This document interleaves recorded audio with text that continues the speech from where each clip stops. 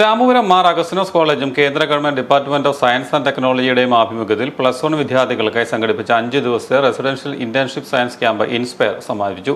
+1 വിദ്യാർത്ഥികൾക്ക് വേണ്ടി സൗജന്യമായി നടത്തിയ ക്യാമ്പിൽ വിവിധ ജില്ലകളിൽ നിന്നും തിരഞ്ഞെടുത്ത 150 വിദ്യാർത്ഥികളാണ് പങ്കെടുത്തത്. സയൻസ് ആൻഡ് ടെക്നോളജി മേഖലയിലെ ദേശീയ അന്തർദേശീയ തലങ്ങളിലെ പ്രഗത്ഭരായ ശാസ്ത്രജ്ഞർ ചർച്ചകൾക്കും ക്ലാസുകൾക്കും നേതൃത്വം നൽകി.